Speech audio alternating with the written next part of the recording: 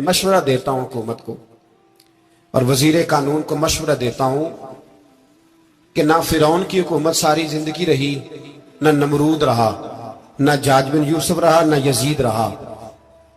और यार दरबारी बन के हुक्मरानों की चापलूसी करते करते तुम यहां तक आ गए हो कि अब नबी पाक की इज्जत को हाथ डालना शुरू कर दिया है।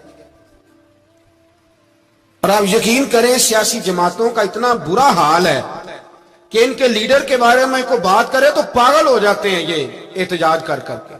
और उसने डायरेक्ट कह दिया कि खत्म नबूवत का मसला ही कोई नहीं, जो दीन की बुनियाद है, किसी को परवाह नहीं। मुझे तो उन लोगों की फिक्र हो रही है जिन लोगों ने इन्हें वोट दिए हैं, वो अल्लाह को क्या जवाब देंगे। और ये अल्लाह माशाल्लाह सारी सियासी जमातें इस तरह की। और मेरा वजीर कानून साहब को भी मशवरा है कि जिंदगी बड़ी थोड़ी है, बड़ी थोड़ी।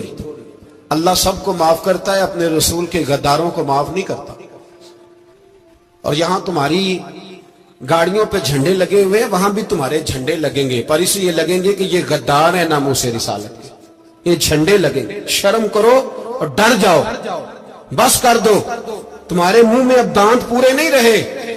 कोई शुगर का मरीज है तो कोई ब्लड प्रेशर का, तो कोई हार्ट का, तो कोई कैंसर का। शर्म करो और अपनी कब्र की भी थोड़ी सी फिक्र करो। बताओ पाकिस्तान के कितने सदर गुजरे, वजीर आजम गुजरे, तो उनकी कब्रें कहां हैं? कोई जाता है उनकी कब्रों पे? किसी को खबर है? क्यों अपने लिए जहन्नम इकट्ठी करते? सारा कुछ दुनियादारी रह गई है, सारा कुछ सिर्फ यही रह गया। हजरत अबू बकर सरदार थे, हजरत उमर सरदार थे कबीले, हजरत उस्मान सरदार थे। उन्होंने सरदारियों को ठोकर मार के रसूलुल्लाह के कदमों में बैठना पसंद किया। सरदारियां छोड़ के गुलाम बन गए। तुम सरदारियां बचाने के लिए रसूलुल्लाह की गद्दारी करते हो, शर्म नहीं आती? और कौम शिकवा है मुझे इन लोगों से जो मौलवी तो कह देते हैं तू सियासत न कर, और किसी सियासतदान को मना नहीं करते कि जब तुझे सूरत फातिहा भी नहीं आती तो तुझे किसने इजाजत दी है इतनी बड़ी बात। और मैंने पिछले से पिछले जुम्मे भी कहा था, फिर कहता हूं और ऑन दी रिकॉर्ड कहता हूं, मरज़ई कल भी काफिर थे, आज भी काफिर और कयामत तक। और जो उनके कुफर में शक करे वो भी, और पक्का बेईमान है, काफिर है। वो वजीर कानून हो या सूबाई हो या विफाकी हो, मन शक्का फी कुफर ही फकत कफर। जो मरज़ई के कुफर में शक करे वो भी काफिर है। हमारे रसूल आखिरी रसूल है। हम किसी को ये इजाजत नहीं देंगे कि वो खत्म नबूवत में रखड़ा डालने की कोशिश करे। हम किसी को ये इजाजत है। और तुमने कौम को लूटा, लूटते रहो, अब ईमान पे डाके तो ना डालो। तुम्हें दौलत लूट के पेट नहीं भरा, अब ईमान लूटना शुरू कर लिया। तुम्हारा फैक्ट्रियां लूटकर, कौमी खजाना लूटकर पेट नहीं भरा। बेईमानों, अब दीन बेचकर अपनी हुकूमतें पक्की करोगे। और वो लोग भी तैयार हो जाएं जो इन बेईमानों को मुंतखब करते हैं, उनसे भी सवाल करेगा खत्म नबुव्वत का मौजू क़यामत के दिन कि तुम बताओ। इनको सपोर्ट करते थे जो रसूलुल्लाह सल्लल्लाहु अलैहि वसल्लम के बाद भी किसी नबी को नबी मानना दुरुस्त जानते थे। शर्म आनी चाहिए, ख्याल होना चाहिए। और मैंने कहा कि हमारा दिल नहीं चाहता, आप यकीन करें, तो हमें शौक है जुलूस निकालने का, तुम्हारे खिलाफ बातें करने का। तुमने रोज थर्मामीटर निकाला होता है, चेक करते हो कि ईमान कितना है कितना नहीं है। ये पाकिस्तान अगर सूबा सिंध है तो हजरत अब्दुल्ला शाह गाजी का है, अगर बलोचिस्तान है तो हजरत बाबा अब्दुल रहमान का है, और अगर पेशावर है तो वो सूफिया का है, और अगर ये धरती पंजाब है तो ये दाता अली अजमेरी की है, ये बाबा फरीदुद्दीन की है। इसमें किसी गद्दार को कब्जा करने की इजाजत बिल्कुल नहीं मिलेगी। और हम वो लोग भी नहीं जो चुप करके अंदर सोते रहे, कौम जो करती है करती रहे, हमें परवाह नहीं। ना, ऐसी कोई बात नहीं। कोई बंदा ना समझे कि इन्हें होश नहीं, इन्हें पता नहीं, हमें सारा कुछ ही आता है। फिर अगर कल को कोई मुमताज कादरी पैदा हो गया तो शिकवा ना करना। कल को फिर से आमर चीमा निकल आया तो शिकायत ना करना, याद रखना।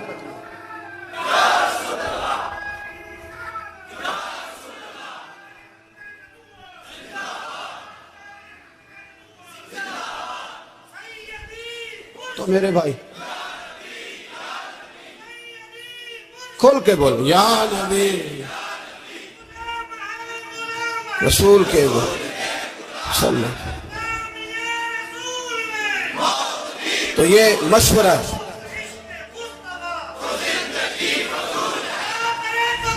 جزاک اللہ۔ تو یہ تمہیں مشورہ ہے۔